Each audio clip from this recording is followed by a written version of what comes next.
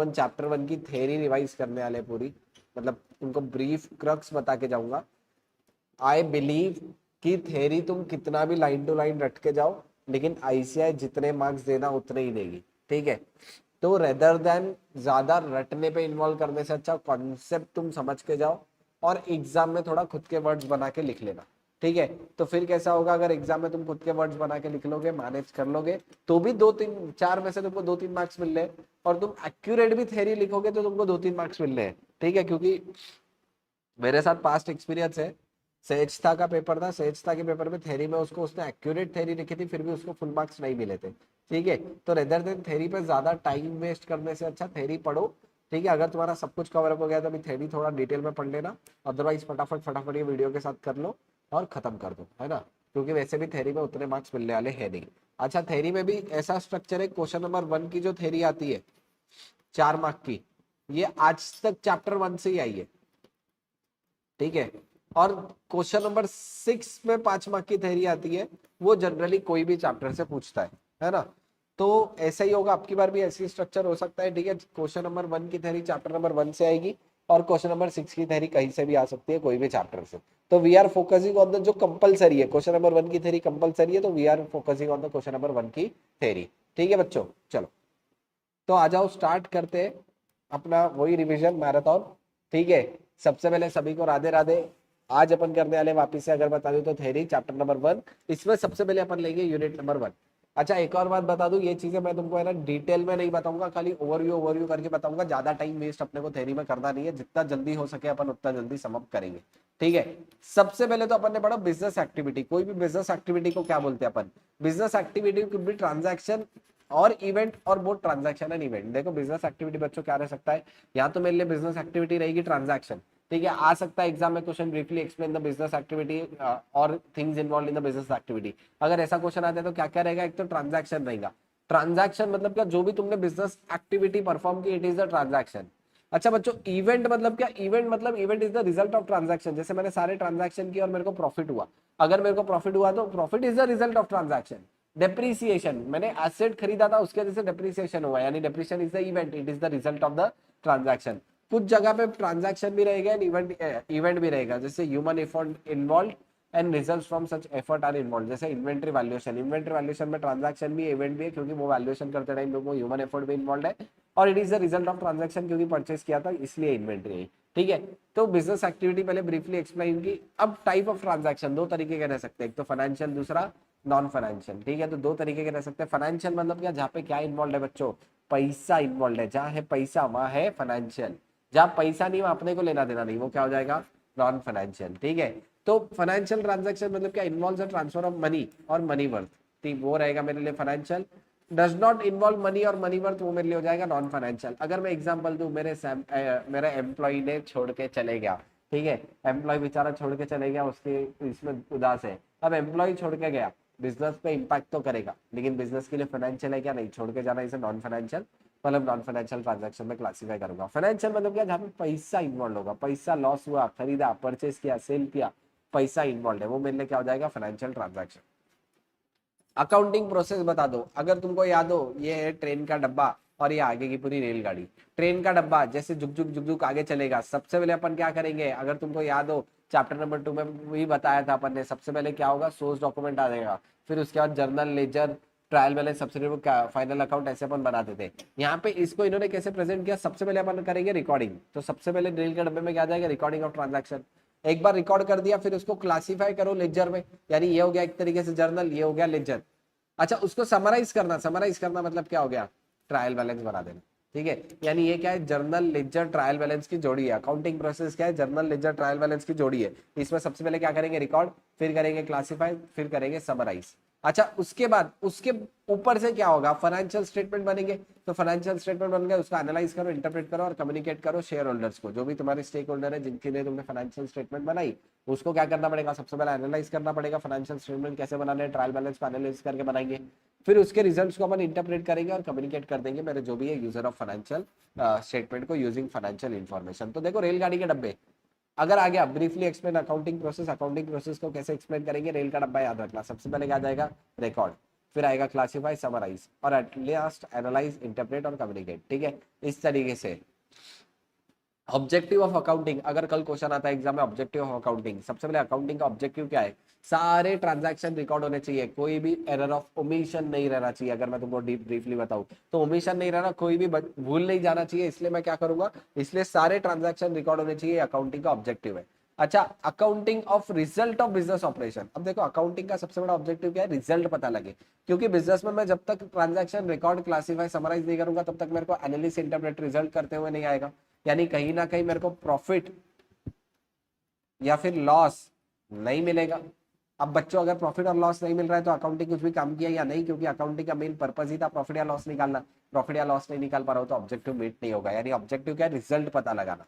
फिर eight the and financial position बताने के लिए, फाइनेंशियल पोजीशन, जेठालाल वाला एग्जांपल हमेशा याद रखना कि जेठालाल जेल में था और जेल में वो चोर को क्या बता रहा था कि मेरे पास बहुत गोडाउन में स्टॉक है, बहुत गोडाउन में पैसा है, दुकान मेरी इतने इतने की है। अगर वो एग्जांपल याद हो तो जेठालाल फाइनेंशियल पोजीशन बता रहा था। फाइनेंशियल पोजीशन बताने के लिए क्या जरूर रहेगी? अकाउंटिंग करोगे तो फाइनेंशियल पोजीशन बता पाओगे, और at the end information to the user, user तक इन्फॉर्मेशन मिलेगी किसकी वजह से? अकाउंटिंग की वजह से।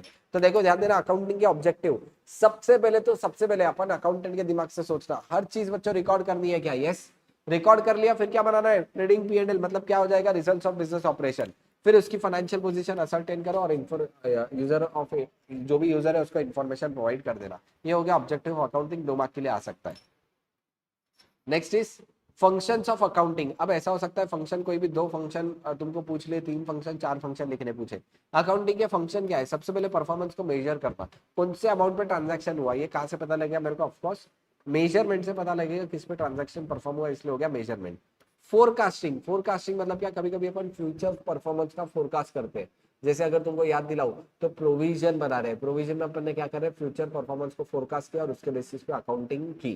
ठीक है, अकाउंटिंग से क्या होगा? Decision making, user of financial statement को हेल्प होगी एक डिसीजन बनाने में। मतलब अगर कंपनी प्रॉफिटेबल रहेगी तो तुम डिसाइड करोगे कंटिन्यू करना है, कंपनी प्रॉफिटेबल नहीं है तो तुम डिसाइड करोगे कंपनी को कंटिन्यू नहीं करना।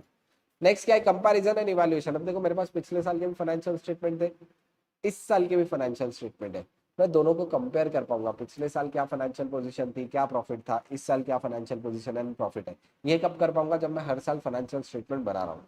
उसके बाद क्या है? Control, effective measures to rectify the mistake. अगर कहीं पे मिस्टेक हो रही है तो अगर मैं, मिस्टेक कब पता लगेगी? जब फाइनेंशियल स्टेटमेंट बनाऊंगा। अगर बच्चों फाइनेंशियल स्टेटमेंट बनाऊंगा ही नहीं तो मेरे को मिस्टेक पता लगेगा क्या? बिल्कुल भी नहीं। इसलिए अगर मुझे मिस्टेक पता लगानी है तो फाइनेंशियल स्टेटमेंट बनाने पड़ेंगे। गवर्नमेंट रेगुलेशन, इन्फॉर्मेशन प्रोवाइड करेगी गवर्नमेंट को अकाउंटिंग की वजह से। यानी कहीं ना कहीं गवर्नमेंट को ताई को जो डेटा चाहिए था, ताई को डेटा अपन कहाँ से बना के देंगे? अपन अकाउंटिंग के थ्रू ताई को डेटा बना के देते हैं। यानी फंक्शंस ऑफ अकाउंटिंग याद रखना, मेजर करना है, फोरकास्ट करना है फ्यूचर को, उसके बेसिस पे डिसीजन होगा। इवैल्यूएट कर लो, कहीं पे भी कंट्रोल मेजर लगाने हैं तो तुमको अकाउंटिंग के फंक्शन याद आना जरूरी है। अच्छा, अकाउंटेंसी में 2 पार्ट में डिवाइड है, एक तो बुक कीपिंग और दूसरा अकाउंटिंग। सर दोनों अलग अलग है क्या? एक तरीके से दोनों सिमिलर ही है। बुक कीपिंग का पार्ट प्योरली क्या होगा? Identify, measure, record, classify. लेकिन अकाउंटिंग का थोड़ा आगे, समराइज, एनालाइज, इंटरप्रेट, कम्युनिकेट। ठीक है, ये पार्ट हो गया अकाउंटिंग का, ये पार्ट हो गया बुक कीपिंग का। और अकाउंटेंसी में क्या आ जाएगा बच्चों? अकाउंटेंसी इन्वॉल्व बुक कीपिंग भी और अकाउंटिंग भी। ठीक है, तो सिंपल बात बताओ तो ये जो रेल के डब्बे थे, इन्होंने रेल के डब्बे को बांट लिया। रेल का डब्बा क्या था? Record, classify, summarise, analyse, interpret, result. Record, classify, summarise, record classify हो गया बुक कीपिंग का, समराइज, एनालाइज, इंटरप्रेट, रिजल्ट किसका पार्ट हो गया? अकाउंटिंग का। तो अगर तुमको difference between book keeping and accounting आ जाए तो इसको घुमा फिरा के लिख देना। जैसे यहाँ पर क्या करते हैं अपन? आइडेंटिफाई, मेजर, रिकॉर्ड, क्लासीफाई करते हैं, यहाँ पे अपन समराइज, एनालाइज, इंटरप्रेट, रिजल्ट निकालेंगे। बोलो बच्चों समझ में आ रहा है ना? यस। कितने बच्चे जुड़े हुए? चलो मैसेज करते जाओ, मैसेज करते जाओ, मैं देखता रहूंगा। ठीक है, तो मेरे को पता लगेगा तुम लोग इतने लोग तैयारी कर रहे हो। नेक्स्ट क्या हो गया? सब फील्ड फॉर द अकाउंटिंग बता दो। सब फील्ड फॉर द अकाउंटिंग क्या क्या रहेगी? सबसे पहले फाइनेंशियल अकाउंटिंग, मतलब डिटेल में जो तुम्हारा P&L बनाना, लेजर्स बनाना। मैनेजमेंट अकाउंटिंग अपना काम नहीं, अपना काम सिर्फ फाइनेंशियल अकाउंटिंग करना है। मैनेजमेंट अकाउंटिंग मैंने उनको बताया था, मैं क्या करूंगा, मेरा ठीक से मैनेजमेंट हो रहा है या नहीं, सैलरी एम्प्लॉय को ठीक से जा रही नहीं, एम्प्लॉय की कितनी देर की अटेंडेंस थी, एम्प्लॉय छुट्टी मारा, ये सब चीजें किसका पार्ट रहेगा? Management accounting. Cost accountant CMA वाले का काम है। CMA वाले का काम मतलब क्या था? कॉस्ट अकाउंटिंग करना। यानी मेरे बिजनेस में जितनी मैं प्रोडक्शन कर रहा हूँ, जनरली ये प्रोडक्शन वाले जगह पे ही रहेगी, तो मैं बिजनेस में जितनी प्रोडक्शन कर रहा हूँ, प्रोडक्शन की कॉस्ट इफेक्टिव है या नहीं, ये मेरे को कहाँ से पता लगेगा? कॉस्ट अकाउंटिंग से पता लगेगा। सोशल रिस्पॉन्सिबिलिटी अकाउंटिंग, मैंने तुमको एग्जाम्पल दिया था, एप्पल ने चार्जर देना बंद कर दिया तो उससे कहा मेंशन किया था? उसकी सोशल रिस्पॉन्सिबिलिटी अकाउंटिंग में मेंशन किया था कि हमने चार्जर देना बंद करके काफी पैसे बचा लिए। तो ये किसका पार्ट रहेगा, सोशल रिस्पॉन्सिबिलिटी अकाउंटिंग। और at last HR, human resource accounting, जहाँ पे प्योरली मैं क्या करूंगा, ह्यूमन रिसोर्स को किस तरीके से मैनेज कर रहा हूँ उसके बारे में लिखूंगा। तो सब फील्ड फॉर अकाउंटिंग, फाइनेंशियल पता है, कॉस्ट याद आ सकता है, सोशल रिस्पॉन्सिबिलिटी याद रखना, ह्यूमन रिसोर्स, यही चार भी लिख के आ गए, मैनेजमेंट भूल भी गए तो चलेगा, कोई चार लिख के आना जरूरी रहेगा। ठीक है, तो फटाफट फटाफट फटाफट देख लेना, लगे तो मॉड्यूल से भी तुम एक बार फटाफट बाद में रिवीजन के बाद चैप्टर वापस से ओवरव्यू कर लेना। ठीक है, यूजर कौन कौन फाइनेंशियल स्टेटमेंट को यूज करेगा, फटाफट बता दो बच्चों। सबसे पहले तो कौन है, इन्वेस्टर। इन्वेस्टर को फाइनेंशियल स्टेटमेंट क्यों चाहिए, क्योंकि उसको डिसीजन लेना है कि बिजनेस में कंटिन्यू करूं, इन्वेस्ट करूं या नहीं करूं, इसलिए इन्वेस्टर को फाइनेंशियल स्टेटमेंट चाहिए। गवर्नमेंट, ताई को क्यों चाहिए, चलो तुम मेरे को कमेंट बॉक्स में बताओ, ताई को क्यों चाहिए, ताई को क्यों चाहिए। यस बच्चों, ताई को टैक्स निकालना है, इसलिए टैक्स को के लिए क्या चाहिए मेरे को, फाइनेंशियल स्टेटमेंट। उसके बाद लीडर्स या फिर जो लेंडर्स रहेंगे, लीडर से बेटर वर्ड यहाँ पे लेंडर आ जाएगा। लेंडर मतलब जो लोन दे रहे हैं, लोन देने वाले क्यों देखेंगे, बरोबर कृष्णा बहेती का टैक्स आंसर करेक्ट आया, गायत्री पाठक टैक्स करेक्ट आंसर आ रहे हैं। ठीक है, अच्छा लेंडर, लेंडर मतलब कौन, पैसे देने वाला। पैसे देने वाला बैंक पैसे दे रही है, क्या बैंक पैसे देने के पहले तुम्हारी फाइनेंशियल कैपेबिलिटी चेक करेगी या किसी को भी अरे गरे लोन दे देगी, बरोबर फाइनेंशियल कैपेबिलिटी चेक करेगी। और फाइनेंशियल कैपेबिलिटी चेक करने के लिए क्या मंगाएंगे, वो फाइनेंशियल स्टेटमेंट मंगाएंगे। ठीक है, अच्छा लास्ट मैनेजमेंट, जो मैनेजमेंट चला रहे हैं उनको तो बोलेंगे अरे ये क्या काम किया, प्रॉफिट आ रहा है या लॉस आ रहा है, किसको बताएंगे अपन, एट द एंड मैनेजमेंट को। ठीक है, पब्लिक, अपने जैसे लोग लेना ना देना जाके रिलायंस की स्टेटमेंट चेक करते हैं, यानी पब्लिक को भी फाइनेंशियल स्टेटमेंट देखने रह सकते हैं क्या, यस। एम्प्लॉय अपना बिजनेस में पैसे कमा रहा है या नहीं, ओनर सैलरी दे पाएगा या नहीं, उसके लिए एम्प्लॉइज चेक कर सकते हैं financial statement, supplier eight the and customer, ये लोग भी चेक कर सकते हैं। ठीक है, यूजर ऑफ फाइनेंशियल स्टेटमेंट आया, 4 5 6 पॉइंट चेक किया ना, इन्वेस्टर याद रह जाएगा जो पैसे लगा रहा है। उसके बाद कौन याद रह सकती है, गवर्नमेंट याद रह सकती है, गवर्नमेंट मतलब ताई, ताई को चाहिए। लेंडर लोन देने वाले को चाहिए, मैनेजमेंट पर्सन मैनेज कर रहा है उनको, पब्लिक को तो बेकाम का सब डेटा चाहिए। ठीक है, और उसके बाद एम्प्लॉयज को चाहिए, सप्लायर को चाहिए और कस्टमर को चाहिए। ठीक है, चलो लिमिटेशंस ऑफ अकाउंटिंग, अकाउंटिंग में कहाँ गड़बड़ है, अलग अलग जगह पे अपन अकाउंटिंग अजम्पशन ले रहे थे बच्चों, अगर तुमको याद हो अकाउंटिंग अजम्पशन लिया था अपन ने बहुत जगह पे, जैसे डिप्रिसिएशन में अपन ने अकाउंटिंग अजम्पशन किए थे, और इन्वेंट्री में बहुत जगह पे अकाउंटिंग अजम्पशंस किए। तो जहां जहां अजम्पशन इन्वॉल्व वहां गड़बड़, यानी वही एक साइड क्या हो गया, लिमिटेशन। कुछ जगह पे डिफरेंट अकाउंटिंग पॉलिसी है, जैसे कि फीफो लीफो वेटेड एवरेज। ठीक है, या डिप्रेशन मेथड कौन सी सेलेक्ट करूँ, कहीं ना कहीं अच्छा ये अकाउंटिंग पॉलिसी है, लेकिन मैं जस्ट बता रहा हूँ जहाँ पे डिफरेंट अकाउंटिंग पॉलिसी इन्वॉल्व है वहां पे फिर से गड़बड़ रहेगी, यानी वो इटसेल्फ क्या हो गया, लिमिटेशंस।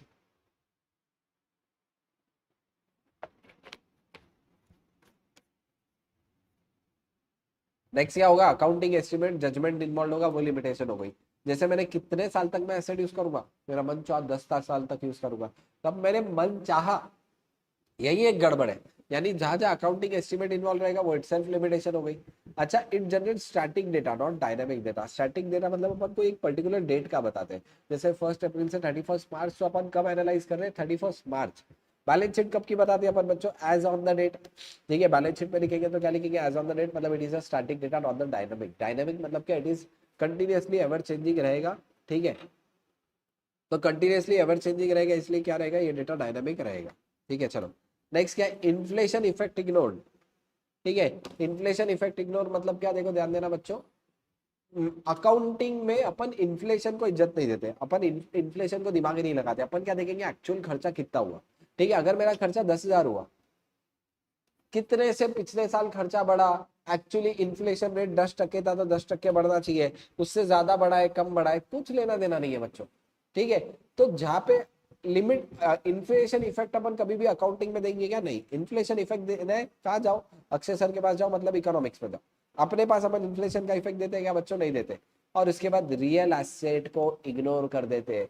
जैसे तुम्हारे लिए रियल एसेट कौन है, मैं तुम्हारे लिए रियल एसेट हूँ, है ना, तुम्हारे लिए रिवीजन करा रहा हूँ या नहीं बच्चों, चलो मेरे को कमेंट में बताओ, क्या मैं तुम्हारा रियल एसेट हूँ क्या, यस तुम्हारे लिए हेल्प करूंगा, लेकिन क्या तुम मुझे अपनी फाइनेंशियल स्टेटमेंट में रिकॉर्ड कर सकते हो क्या, नहीं बच्चों, तुम मुझे अपनी फाइनेंशियल स्टेटमेंट में रिकॉर्ड नहीं कर सकते, क्योंकि it is a non financial transaction. समझ में आ रहा है क्या बच्चों, यस। वो कोई भी होगा तो वो भी मुझे अपनी फाइनेंशियल स्टेटमेंट में रिकॉर्ड नहीं कर सकता, क्यों, क्योंकि रियल एसेट अपन अकाउंटिंग में इग्नोर कर देते हैं।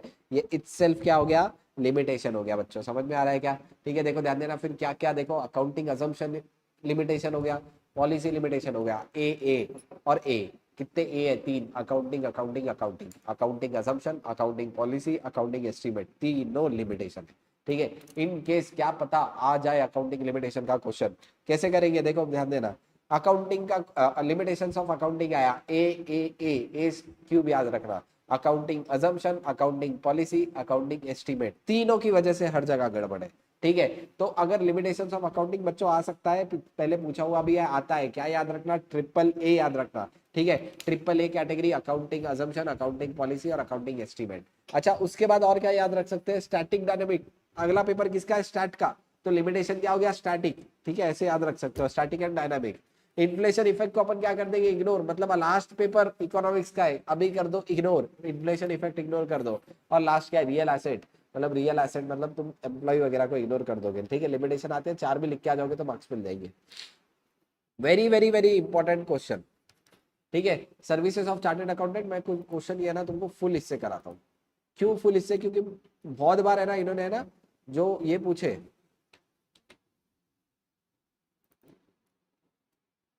एनएमडीपी में services provided by the chartered accountant वाला क्वेश्चन इन्होंने काफी बार पूछा हुआ है। ठीक है, तो वो क्वेश्चन थोड़ा सा अपन ना डिटेल में करते हैं, जहां पे मेरे को लगता है जो क्वेश्चन आ सकता है, जैसे लिमिटेशन आ गया, रट्टा करा दिया। ठीक है, उसके बाद कौन से एरिया में चार्टर्ड अकाउंटेंट काम कर सकता है, वो वाला क्वेश्चन है। ठीक है, देखो यहाँ पे क्या क्या अकाउंटिंग चार्टर्ड अकाउंटेंट सीए का काम क्या क्या है। ठीक है, एरियाज ऑफ सर्विस, सबसे पहले रहेगा maintenance of books of account.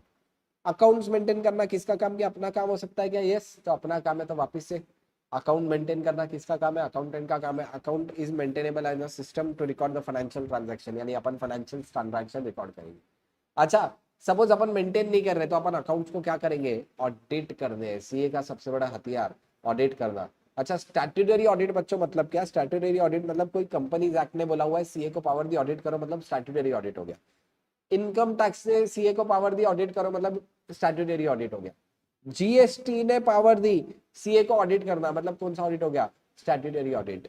Internal audit बच्चों क्या रहेगा, इंटरनल ऑडिट भी सीए ही करता है। इंटरनल ऑडिट मतलब क्या, मेरे घर में गड़बड़ है, मतलब मेरे बिजनेस में गड़बड़ है, मुझे मिल नहीं रही गड़बड़, मैं सीए को बुलाऊंगा, सीए सीए तू आ जा और मेरे घर में गड़बड़ ढूंढ के निकाल, यानी मेरे बिजनेस में गड़बड़ ढूंढ के निकाल। यानी बिजनेस अपने फर्म का क्या कराएगा, इंटरनल ऑडिट कराएगा। क्यों कराते हैं जनरली बिजनेस इंटरनल ऑडिट, क्योंकि उनको सेल्फ चेक रखना है कि भाई मेरे कंट्रोल्स, मेरी चीजें ठीक से काम कर रही है या नहीं, इसलिए बिजनेसमैन इंटरनल ऑडिट भी कराते हैं। जनरली हर बड़ी बड़ी कंपनी इंटरनल ऑडिट सीए से करवाती है। ठीक है, तो देखो क्या क्या कर सकते हैं अपन, अकाउंट मेंटेन कर सकते हैं। ठीक है, उसके बाद स्टैट्यूटरी ऑडिट, स्टैट्यूटरी ऑडिट मतलब कोई एक्ट ने पावर दिया, वो वाला एक्ट के अंदर ऑडिट कर रहा हूं मैं, जहां पे मैं क्या बताऊंगा, ट्रू एंड फेयर व्यू है या नहीं। इंटरनल ऑडिट, जहां पे मैं मैनेजमेंट चेक करूंगा, कंपनी का मैनेजमेंट ठीक से है या नहीं। तो एक हो गया देखो क्या, maintenance of books of account, statutory audit, internal audit. Next क्या हो गया, टैक्सेशन, टैक्सेशन वाले मैटर्स देखूंगा मैं। ठीक है बच्चों, कि मैं क्या देखूंगा, टैक्सेशन वाले मैटर्स, मतलब इनकम टैक्स कितना पे करना, लायबिलिटी कैसे सेटल करना, ये सब चीजें अगेन सीए का काम रहेगा। ठीक है, management accounting and consultancy service. अब देखो एक बहुत बड़ी फील्ड है मैनेजमेंट अकाउंटिंग, मतलब क्या, सिंपली मैं बताऊं तो मैं किसी को कंसल्टेंसी दूंगा कि तुमने इस तरीके से नहीं करना चाहिए, इस तरीके से करो, एम्प्लॉय को बोनस दो, अच्छा काम करेंगे, ये सब चीजें कंसल्टेंसी देना अगेन किसका काम रहेगा, सीए का काम रहेगा। ठीक है, एट लास्ट क्या, financial advice, financial advice regarding what, कहाँ इन्वेस्टमेंट करना, सीए बता सकता है। कौन सा इंश्योरेंस खरीदना चाहिए, ये इंश्योरेंस तुम्हारे लिए बेनिफिशियल है या नहीं, सीए बता सकता है। बिजनेस एक्सपांड करूं या नहीं करूं, सीए बताएगा। अच्छा, कहीं पे कुछ गड़बड़ है, लूपहोल है, इन्वेस्टिगेशंस करना है, तो ये भी सीए करेगा क्या, यस, यानी कहीं ना कहीं financial advice, advice regarding investment, insurance, business expansion, ये सब एडवाइस कौन देंगे, सीए देंगे। ठीक है, तो देखो ध्यान देना, very very important, financial advice देना भी सीए का काम है।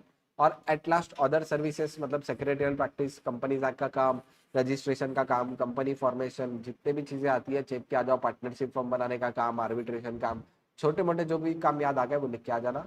थोड़ा बहुत भी आंसर लिख के आ जाओगे तो मैनेजेबल, लेकिन ऊपर के देखो गड़बड़ नहीं। सबसे पहले क्या आएगा, अकाउंट बनाना, क्योंकि अपन पढ़ रहे हैं अकाउंट है, अकाउंट का पेपर है, यानी सबसे पहले अकाउंट बनाना है। उसके बाद सेकेंडली क्या करना है बच्चों, देखो स्टैट्यूटरी ऑडिट, कोई एक्ट ने ऑडिट मुझे करने बोला तो वो चार्टर्ड अकाउंटेंट अपॉइंट हुआ।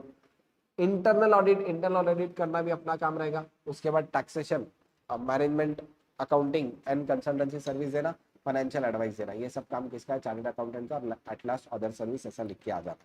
ठीक है बच्चों, तो देखो वही यहाँ पे लिखा हुआ है, accounting service, audit service. Audit में दो तरीके के ऑडिट हो गए, एक तो इंटरनल ऑडिट और दूसरा स्टैट्यूटरी ऑडिट। कंसल्टेंसी सर्विस है ना, मैनेजमेंट रिलेटिंग सर्विस, और अदर सर्विस जैसे इन्वेस्टमेंट के एडवाइस, इंश्योरेंस के एडवाइस, कहाँ काम करना है, कहाँ पैसा इन्वेस्ट करना है, ये सब एडवाइस भी सीए देंगे। ठीक है, तो यहाँ पे बच्चों अपना यूनिट नंबर 1 खत्म हुआ इसका थ्योरी का। ठीक है, कौन से क्वेश्चन सर इसमें से अगर इंपॉर्टेंट क्वेश्चन बताऊं तो शायद फंक्शंस ऑफ अकाउंटिंग आ जाए, अकाउंटिंग प्रोसेस में बुक कीपिंग अकाउंटिंग का डिफरेंशिएट बिटवीन पूछ ले तो वो भी लिखने आना चाहिए। ठीक है, लगे तो मैं इसके बाद एक क्वेश्चन शीट भी भेज दूंगा तुमको, वो अच्छे से कर लेना। हाँ, लिमिटेशंस ऑफ अकाउंटिंग आ सकता है, triple A, accounting assumption, accounting policy, accounting estimate, static not dynamic, inflation effect ignore, real asset, और services by chartered accountant, very important question. Accounting service audit में 2, internal audit, start audit, consultancy service और other service, ये सब services chartered accountant देगा।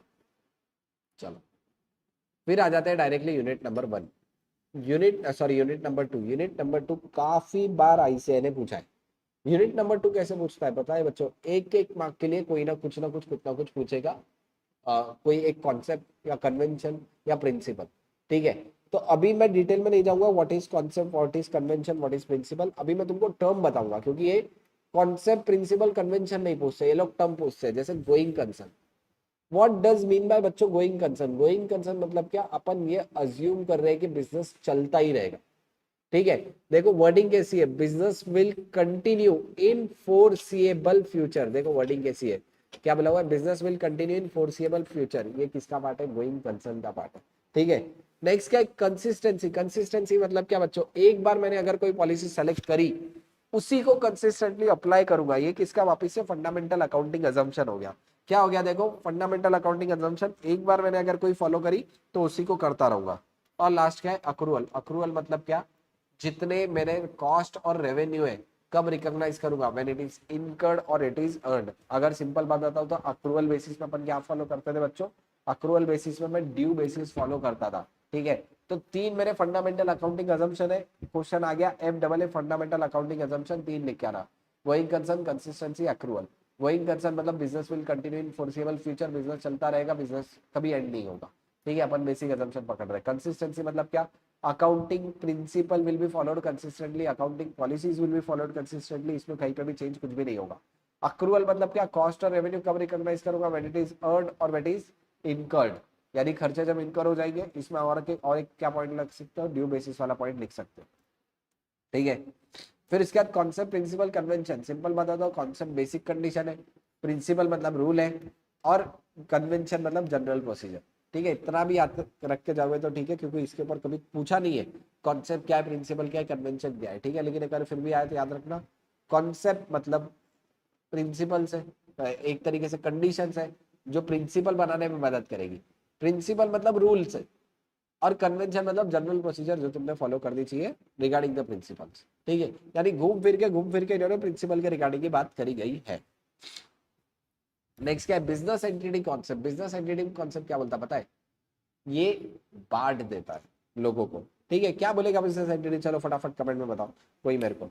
Business entity concept क्या बोलेगा, business entity concept बोलेगा कि ओनर और बिजनेस अलग अलग है भाई, इन्होंने तोड़ दिया, किसको किसको तोड़ दिया, ओनर और बिजनेस को तोड़ दिया। ठीक है, तो अगर कल आया बिजनेस एंटिटी कॉन्सेप्ट तो लिख के आना चाहिए क्या, कि ओनर और बिजनेस अलग अलग है, owner of the business and business are the 2 different person, they are 2 different separate entities. ठीक है, transaction are classified into business transaction and personal transaction. Personal transaction है तो मैं कंसीडर करूंगा डिरॉइंग्स, बिजनेस ट्रांजैक्शन है तो मैं P&L या ट्रेडिंग अकाउंट में लेके जाऊंगा इनकम और एक्सपेंस के अकॉर्डिंग। ठीक है, it is a separate entity, separate legal status. क्या बात है, काफी बच्चों को याद आ रहा है। ठीक है, तो बिजनेस एंटिटी कॉन्सेप्ट आया तो 1 मार्क के लिए आएगा। याद रखना क्या, बिजनेस और बिजनेस ओनर 2 अलग अलग पर्सन है, 2 चीजों में क्लासीफाई करेंगे, एक तो business transaction, personal transaction. Business transaction income expense लेके जाऊंगा, पर्सनल ट्रांजैक्शन को ड्राइंग्स का पार्ट कंसीडर करूंगा। Money measurement concept, money measurement concept मतलब क्या, याद रखना बच्चों पता है, मनी मेजरमेंट कॉन्सेप्ट ये वो है जो पैसे को देख के अट्रैक्ट होगा। ठीक है, ध्यान देना, अकाउंटिंग मतलब क्या, मनी मेजरमेंट कॉन्सेप्ट किसको देख के अट्रैक्ट होगा, पैसे को देख के अट्रैक्ट होगा। मतलब मनी मेजरमेंट कॉन्सेप्ट क्या बोलता पता है, हर ट्रांजैक्शन में किस में मेजर करूंगा, पैसे में, क्योंकि पैसा है तो तू कैसा है। ठीक है, तो मनी मेजरमेंट कॉन्सेप्ट क्या बोलता है पता है बच्चों, कि सारे ट्रांजैक्शन और event should be measured in terms of money, मतलब पैसे में रिकॉर्ड करो। ठीक है, क्या बोलता है, सारे ट्रांजैक्शन और इवेंट पैसे में रिकॉर्ड करो। ट्रांजैक्शन भी कौन से करेंसी में भाई, इंडिया में बैठे डॉलर में रिकॉर्ड कर रहे हैं। ठीक है, इंडिया में बैठे पाउंड में रिकॉर्ड कर रहे हैं, ऐसा नहीं करना है बच्चों। अगर इंडिया में बैठे हो तो करेंसी कहाँ की होनी चाहिए, इंडिया की होनी चाहिए, नहीं तो पाकिस्तानी रुपए में तुम लिखोगे चलेगा क्या, नहीं चलेगा, बहुत मार पड़ेगी। ठीक है, तो कभी भी याद रखना मनी मेजरमेंट कॉन्सेप्ट क्या बोलता कि सारे ट्रांजैक्शन मनी के टर्म्स में रिकॉर्ड होने चाहिए। एक पॉइंट ये लिखा, मार्क्स मिल गया, आधा मार्क। और एक आधा मार्क कैसे मिलेगा, दूसरा मार्क मिलेगा, सारे transaction ruling currency of country में रिकॉर्ड करना, मतलब किस में रिकॉर्ड करना, रुपीज में रिकॉर्ड करना, रुपया रुपया रुपया में रिकॉर्ड करेंगे। बोलो याद रहेगा मनी मेजरमेंट, ठीक है क्या, सारे मनी में रिकॉर्ड करो, मनी कहना चाहिए रुपया, ruling currency of country. Periodicity concept या accounting period concept, periodicity concept क्या बोलता, कॉन्सेप्ट पीरियोडिसिटी कॉन्सेप्ट ये बोलता है कि भाई फाइनेंशियल ईयर में जितना भी लाइफ है, लाइफ को सब डिवाइड कर रहा हूँ स्मॉलर यूनिट में, जिसको अपन बोलते हैं अकाउंटिंग ईयर। तो कब हिसाब करेंगे बच्चों, हर 6 महीने बाद, हर 3 महीने बाद, अकाउंटिंग ईयर एंड होने के बाद। ठीक है, it could be calendar, it could be financial year. Generally अपन फाइनेंशियल ईयर फॉलो करते हैं कब से कब, 1 अप्रैल टू 31 मार्च अपन जनरली फॉलो करते हैं। तो वही बोला हुआ है, लाइफ जो है बिजनेस की बहुत बड़ी है, उसको सब डिवाइड किया स्मॉलर यूनिट में, जिसको अपन बोलते हैं अकाउंटिंग ईयर। जनरली ये होता है 12 मंथ, इसको टर्म दिया हुआ है फाइनेंशियल ईयर, खाली इतना भी याद कर रहे हो तो चलेगा। Accrual concept very very very very very very important. ठीक है, अक्रूअल कॉन्सेप्ट मतलब क्या, सारे ट्रांजैक्शन और इवेंट कब रिकॉग्नाइज करूंगा, जब इट इज अर्न और इनकर्ड। फिर इसको अलग से एक एक लाइन एक्सप्लेन कर सकते हैं। एक्सपेंस कब रिकॉग्नाइज करूंगा, एक्सपेंस जब इनकर हो गया तब रिकॉग्नाइज करूंगा, मैंने एक्सपेंसेस ड्यू। इनकम कब रिकॉग्नाइज करूंगा, व्हेन इट इज अर्न, जब अर्न हुआ तभी मैं इनकम रिकॉग्नाइज करूंगा। यानी अगेन इनकम जब रिसीवेबल होगी तब मैं रिकॉग्नाइज कर लूंगा। इस तरीके से तुम लिख के आ सकते हो। अक्रूअल कॉन्सेप्ट क्या बोलता है, profit equal to revenue minus expenses. ठीक है, लेकिन अगर मैं कैश कॉन्सेप्ट फॉलो करता तो बच्चों वहां पे क्या होता, कैश रिसीव कैश पेमेंट का डिफरेंस लेता मैं, प्रॉफिट या लॉस। लेकिन यहाँ पे अपन क्या कर रहे हैं, रेवेन्यू माइनस एक्सपेंस कर रहे हैं। ये कॉन्सेप्ट कौन सा हो गया, अक्रूअल कॉन्सेप्ट। लिख के आ जाना अगर आ गया तो। मैचिंग कॉन्सेप्ट, मैच करा दो, किसको मैच करा दो, रेवेन्यू और एक्सपेंस को मैच करा दो। इसका मतलब क्या है बच्चों, अगर कोई रेवेन्यू अर्न करने के लिए रिलेटेड खर्चे हुए थे तो वो हर खर्चे को काउंट करना which is related to earning the revenue. ठीक है, देखो क्या बोला हुआ है, मैंने फ्यूचर पीरियड का खर्चा हुआ, फ्यूचर पीरियड का खर्चा क्यों रिकॉग्नाइज नहीं करूंगा, क्योंकि वो करंट ईयर में रेवेन्यू अर्न करने के लिए नहीं हुआ। मैचिंग कॉन्सेप्ट क्या बोलता, करंट ईयर में रेवेन्यू अर्न करने के लिए जो खर्चे किए मैंने उसी को तुम करो एक्सपेंस कंसिडर करना, ये बोलता है matching concept. Cost concept, cost में दो है। कॉस्ट कॉन्सेप्ट क्या बोलता है, सारे ट्रांजैक्शन हिस्टोरिकल कॉस्ट, जो प्राइस पे खरीदे वो प्राइस पे रिकॉग्नाइज करना, यानी हिस्टोरिकल कॉस्ट पे रिकॉग्नाइज करना है, कॉस्ट कॉन्सेप्ट बोलता है।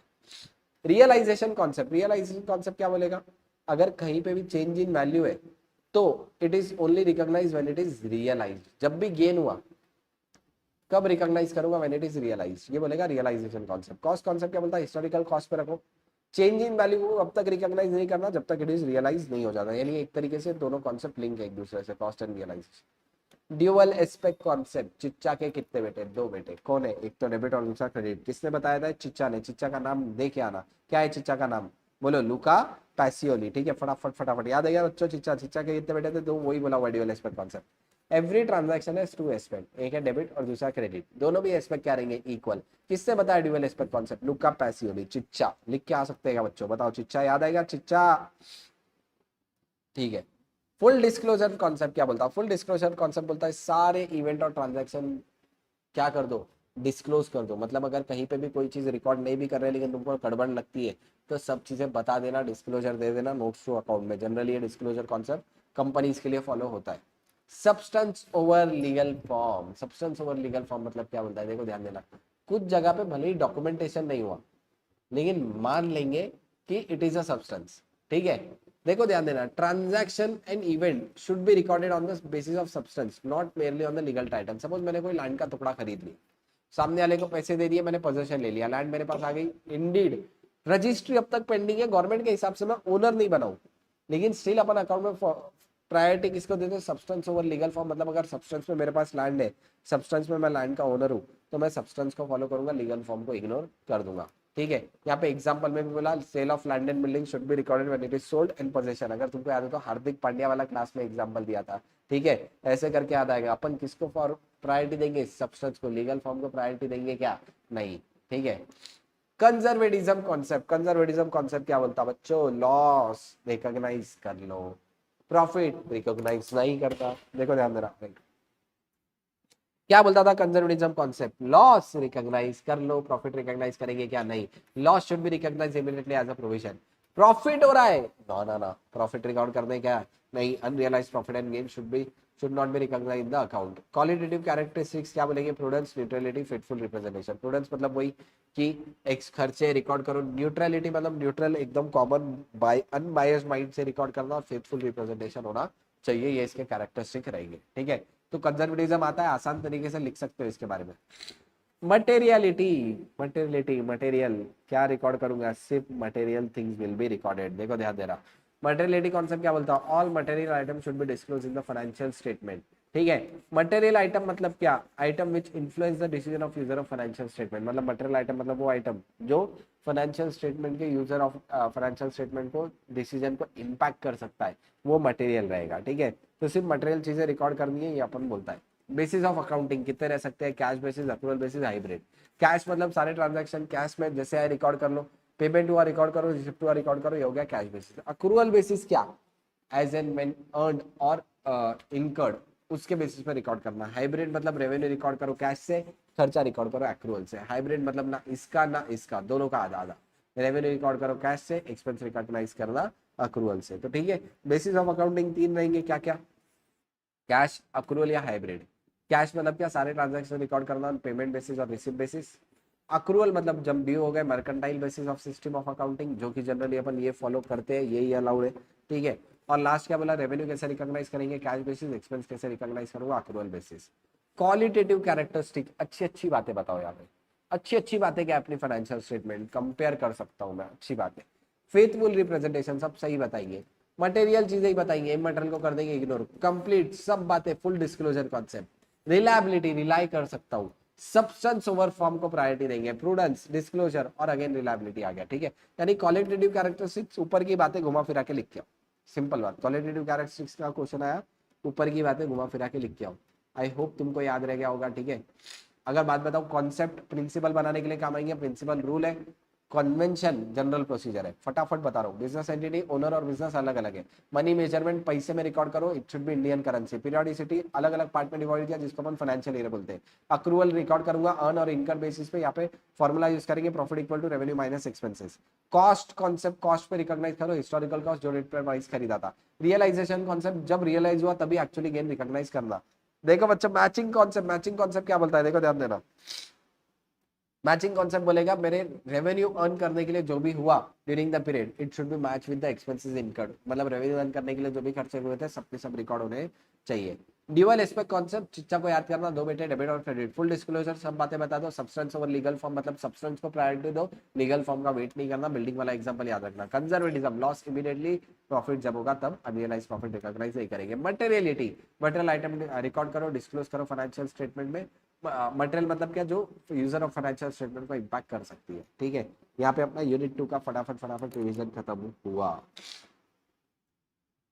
ठीक है बच्चों। अगर आता है कोई क्वेश्चन तो कल एटलीस्ट अगर किसी ने ये वीडियो भी देख के गया तो सिर्फ कुछ ना कुछ तो मैनेज करते आएगा।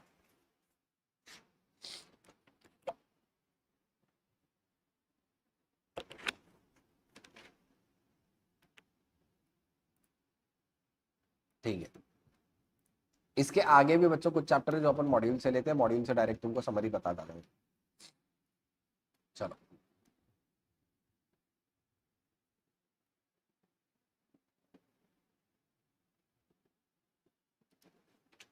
चैप्टर नंबर यूनिट नंबर 2 पूरी खत्म कर दिया।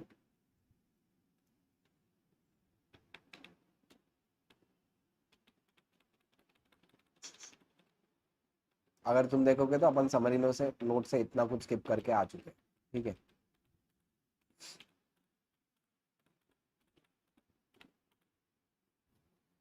Capital receipt, revenue receipt, capital expenditure, revenue expenditure, फटाफट फटाफट 2 मिनट में हो जाएगा बच्चों। कैपिटल रिसिप्ट, बच्चों ध्यान देना, ध्यान देना। सबसे पहले कैपिटल एक्सपेंडिचर पढ़ते हैं, देखो ध्यान देना। दो तरीके, एक तो कैपिटल एक्सपेंडिचर, रेवेन्यू एक्सपेंडिचर। देखो बच्चों ध्यान देना, कैपिटल एक्सपेंडिचर मतलब क्या, ऐसा कोई खर्चा किया जो मेरे को one more than one accounting period benefit देगा, तो वो मेरे लिए हो गया कैपिटल एक्सपेंडिचर। रेवेन्यू एक्सपेंडिचर मतलब क्या, सिर्फ करंट अकाउंटिंग पीरियड में बेनिफिट देगा तो रेवेन्यू एक्सपेंडिचर। कोई खर्चा करके मेरे को 2 साल 3 साल तक कंटिन्यूसली बेनिफिट आने वाला है, तो that is the capital expenditure. लेकिन सिर्फ अभी के अभी मेरा उसका 1 ही साल में बेनिफिट खत्म हो गया, तो it is a revenue expenditure. ठीक है, तो देखो यहाँ पे पढ़ के भी बता दो तुमको क्या लिखा हुआ है। Any expenditure incurred to provide a benefit over long term period is a capital expenditure.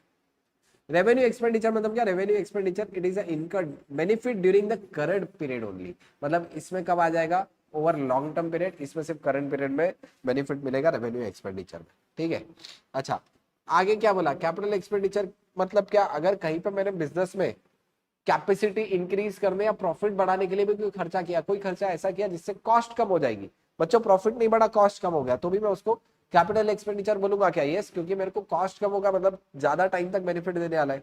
लेकिन रेवेन्यू एक्सपेंडिचर मतलब क्या, वो सिर्फ करंट अर्निंग कैपेसिटी को इंपैक्ट कर सकता, फ्यूचर को इंपैक्ट नहीं कर सकता। एग्जांपल जैसे परचेस ऑफ मशीन, कार, यहाँ पे हो गया रिपेयर एंड मेंटेनेंस और सैलरी। अब इसके कुछ क्वेश्चन है वेरी वेरी इंपॉर्टेंट, बता दो। एक तो ये वाला पढ़ते हैं, देखो ध्यान देना।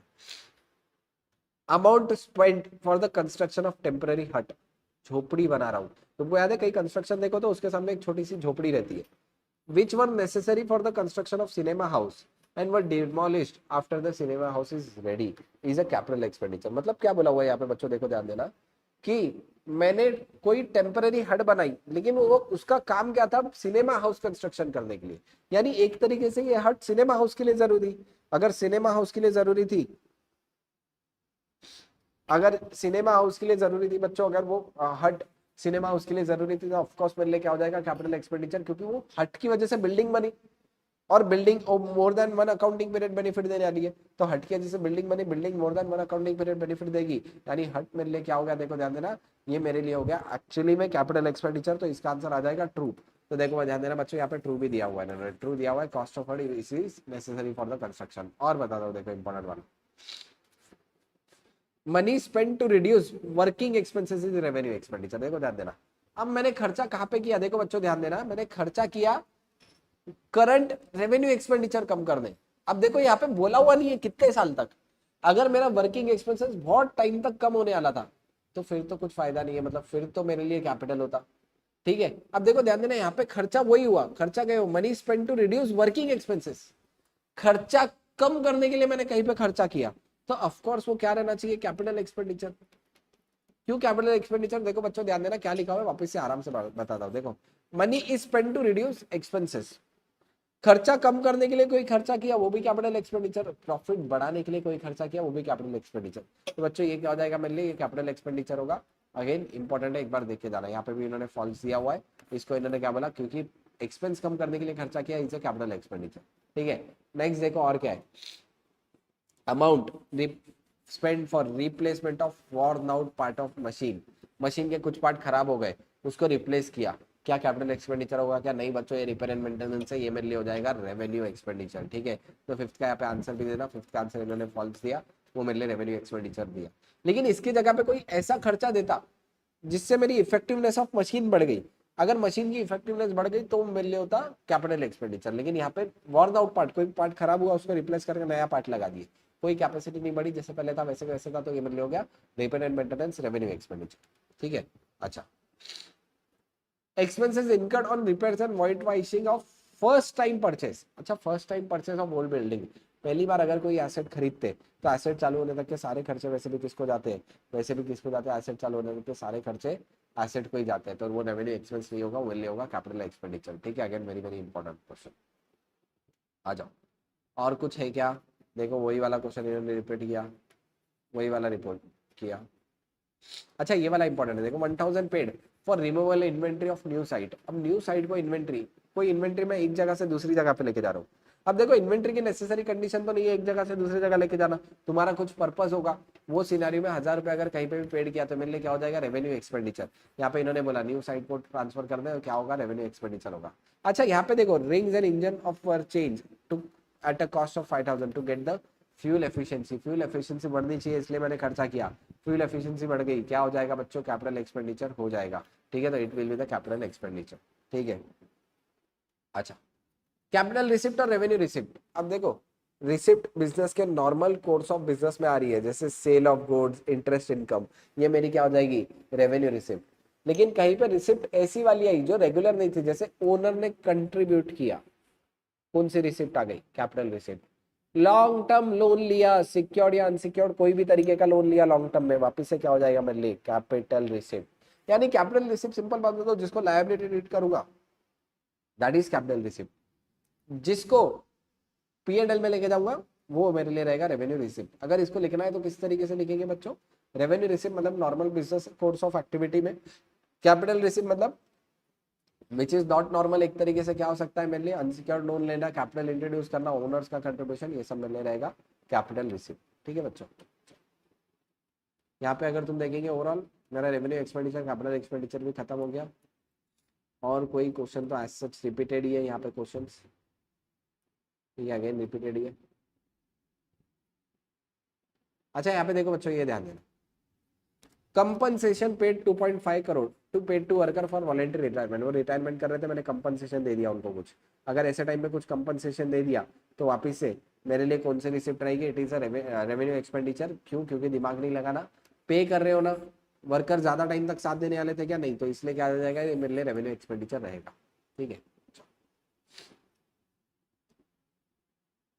आ जाओ बच्चों नेक्स्ट पार्ट, कंटिंजेंट एसेट और कंटिंजेंट लायबिलिटी।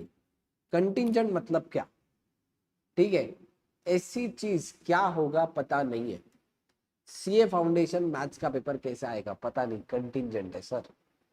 तो कंटिंजेंट मतलब क्या, फ्यूचर में कुछ ऐसी चीज हो सकती है, वो कंटिंजेंट। अगर मैं इसको डेफिनेशन वाइज जाऊं तो it is a possible obligation. देखो ध्यान देना, कंटिंजेंट लायबिलिटी मतलब क्या होगी बच्चों, सॉरी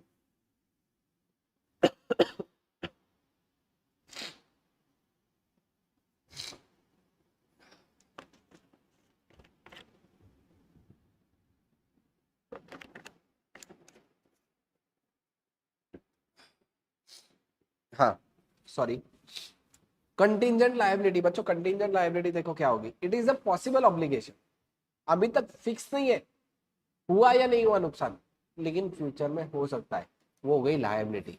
अच्छा एसेट मतलब क्या, अभी तक पता नहीं है पैसे आएंगे या नहीं आएंगे, पॉसिबली पैसे आ सकते हैं, मैंने लॉटरी की टिकट खरीदा, पता नहीं पैसे आएंगे या नहीं आएंगे, क्या होगा, कंटिंजेंट एसेट बच्चों, जरूरी थोड़ी है लॉटरी मेरे को लगे। अगर इसका रियलिस्टिक एग्जांपल बताऊं तो मेरे कंपनी पे किसी ने केस किया, ठीक है, कि सर आपने कुछ चीज सेल करी थी वो चीज ठीक नहीं निकली, ऐसा करके केस कर दिया, केस कर दिया, जरूरी है क्या मेरे को कंपनसेशन देना पड़ेगा, नहीं, यानी again it is the possible obligation.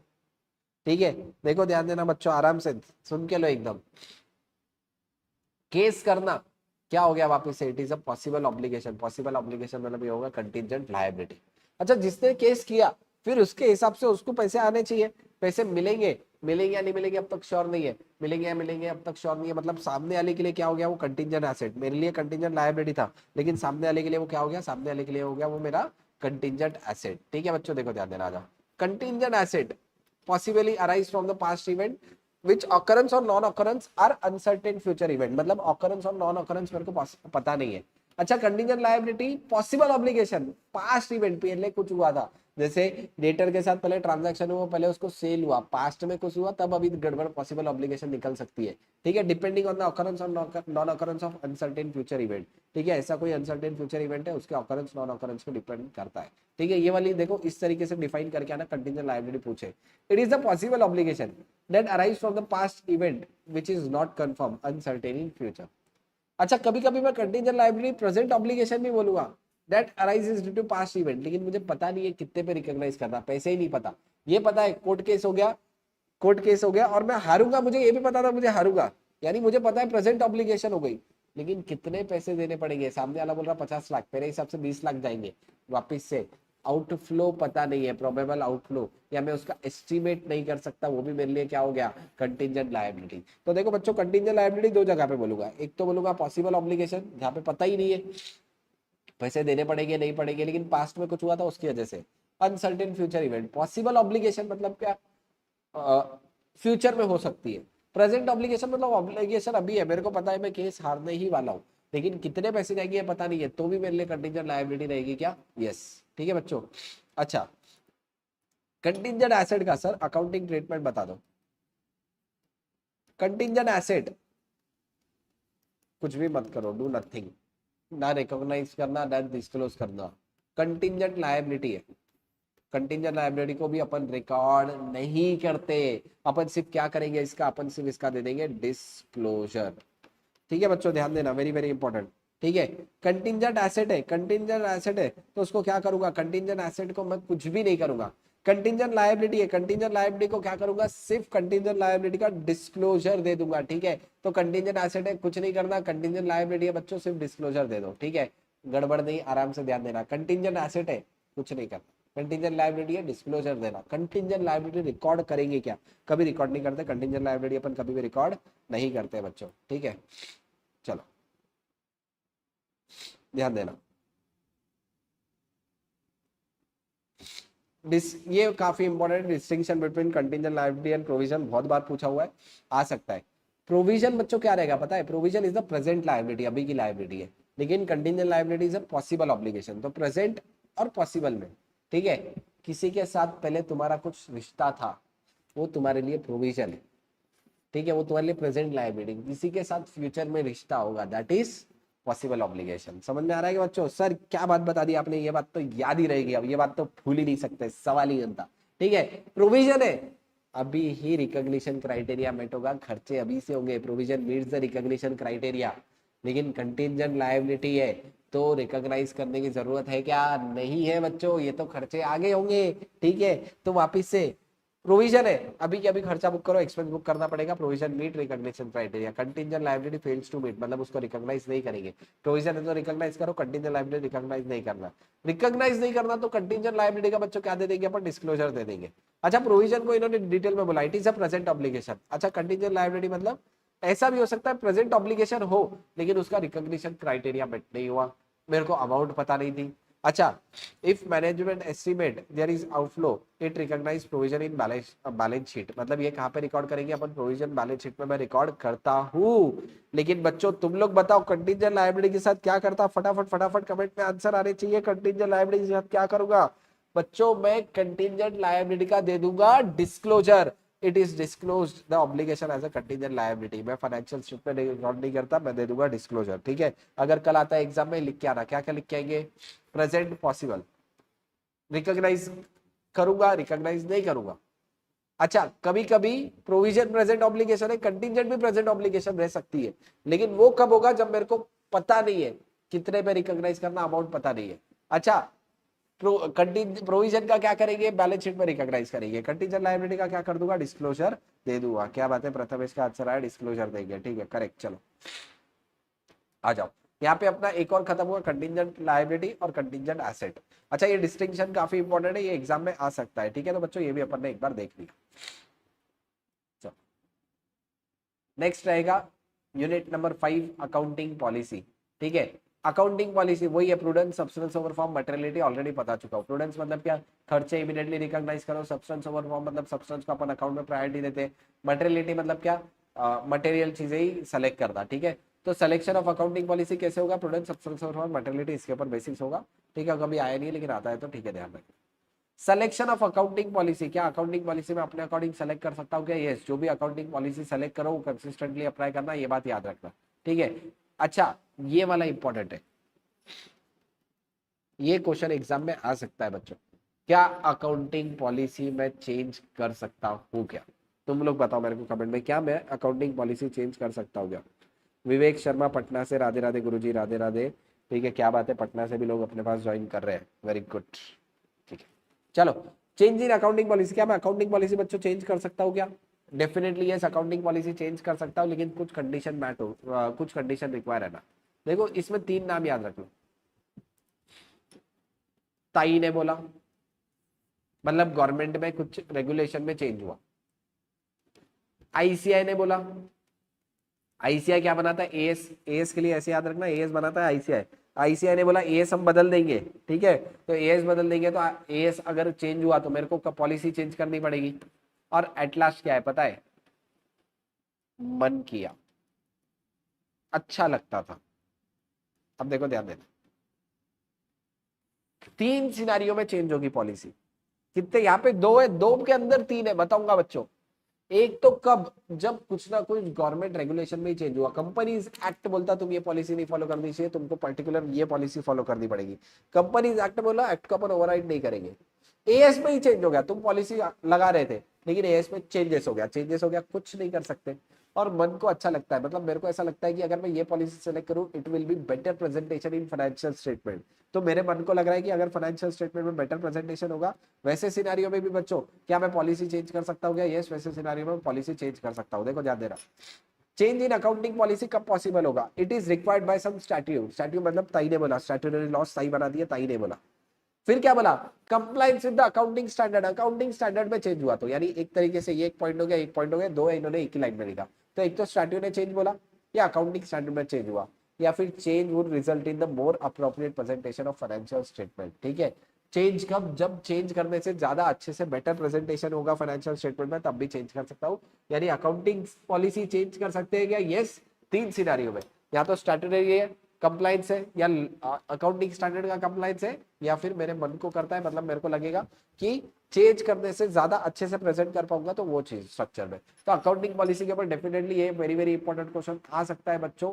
काफी इंपॉर्टेंट क्वेश्चन है, या तो ट्रू और फॉल्स, या बहुत बार थ्योरी में कहीं ना कहीं टेस्ट करता ही है। तो बच्चों अच्छे से ध्यान देके जा रहा, ठीक है। चलो देखो, फटाफट फटाफट मैं खाली तुमको इंपॉर्टेंट इंपॉर्टेंट बताते जा रहा हूँ, ठीक है। अच्छा, measurement and valuation principle, accounting estimate, तुम सबसे मेरे को एक ही बात बता दो, क्या अकाउंटिंग एस्टीमेट चेंज हो सकता है क्या, और इसका कैसा इफेक्ट होगा? बताओ फटाफट, चलो। क्या अकाउंटिंग एस्टीमेट चेंज हो सकता है, इसका कैसा इफेक्ट दूंगा?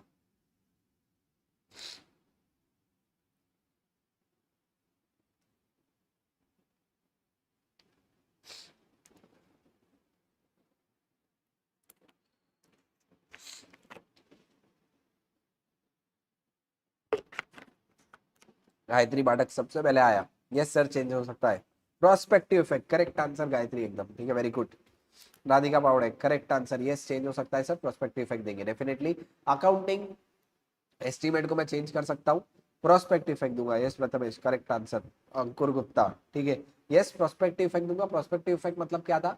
अब तक जो हुआ भूल जाओ, आगे से सब कुछ सही करेंगे। अच्छा, वैल्यूएशन के यहाँ पे इन्होंने 3 प्रिंसिपल बताए। हिस्टोरिकल कॉस्ट, हिस्टोरिकल कॉस्ट मतलब जो प्राइस पे एक्वायर करे उस पे।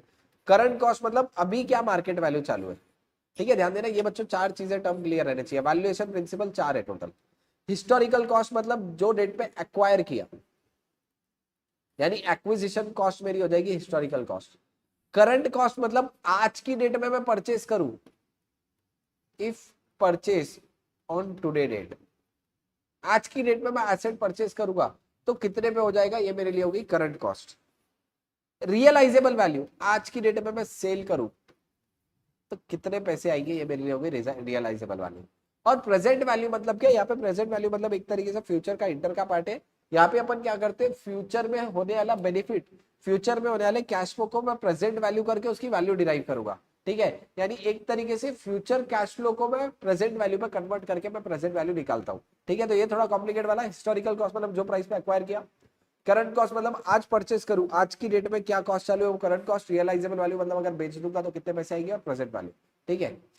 चलो इतना ही है यहाँ पे, काफी इन्होंने एग्जाम्पल दिए लेकिन ठीक है। हिस्टोरिकल कॉस्ट वही बोला, historical cost means acquisition price, जो प्राइस में मैं एक्वायर कर रहा हूँ। करंट कॉस्ट मतलब अगर आज मैं मशीन परचेस करूँ तो कितने पे होगा, ठीक है। रियलाइजेबल वैल्यू मतलब अगर आज मैं बेचूंगा तो एसेट को कितने कैश एंड कैश इक्विवेलेंट आएंगे, मतलब रियलाइजेबल वैल्यू हो गई। और प्रेजेंट वैल्यू मतलब क्या बच्चों? प्रेजेंट वैल्यू मतलब it is carried eight discounted value of future net cash inflow, future में आने वाले इनफ्लो का मैं डिस्काउंट करूंगा, ठीक है। प्रेजेंट वैल्यू का अपन क्या वर्ड लिख के आएंगे, डिस्काउंट लिख के आएंगे। अगर ये आता है वैल्यूएशन रूल्स, वैल्यूएशन प्रिंसिपल, ठीक है। तो याद रखना कितने प्रिंसिपल है, 4 है। कितने वैल्यूएशन के 4 प्रिंसिपल है। Current cost, historical cost acquire किया था, करंट कॉस्ट अभी परचेस किया, रियलाइजेबल वैल्यू अभी सेल किया, और प्रेजेंट वैल्यू मतलब क्या? जो फ्यूचर के नेट इनफ्लो है उसको डिस्काउंट करके मैं प्रेजेंट वैल्यू निकालूंगा, ठीक है। चलो लास्ट यूनिट बचा है बच्चों, ठीक है। अच्छा, बाद में अकाउंटिंग एस्टीमेट के बारे में दिया, अकाउंटिंग वैल्यूएशन, सिंपल बात होता है, अकाउंटिंग एस्टीमेट चेंज हो सकता है। एस्टिमेट में कुछ ना कुछ जजमेंट इन्वॉल्व हो सकता है, ठीक है। एस्टिमेट का चेंज हुआ तो रेट्रोस्पेक्टिव इफेक्ट दे देना, बस इतना, ये सब बातें भी लिख के आओगे तो चलेगा। चलो बच्चों, last unit accounting standard. Sir as के बारे में बता दो, सिंपल बात बताओ तो इसमें कुछ क्वेश्चन है जो इनके फेवरेट क्वेश्चन है, ठीक है।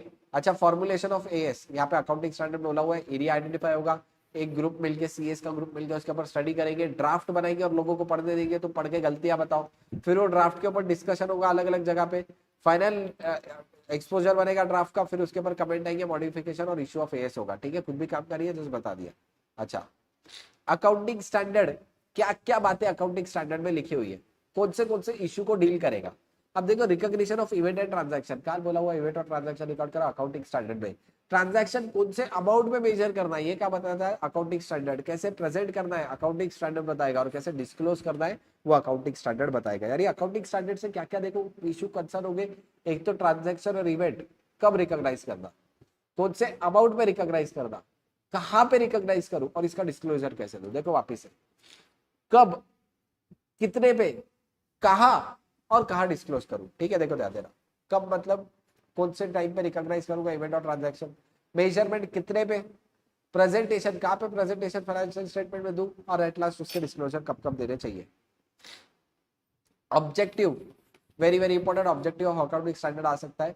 Objective of accounting standard, accounting standard होने से क्या हुआ पता है, एक रूल आ गए, एक्ट आ गया। अब जैसे एक्ट में बोला हुआ है कि तुमको रोड पे सीधा चलना है, सिग्नल तोड़ नहीं सकते, कहाँ लिखा हुआ है, सिग्नल पे लिखा हुआ है एक्ट में।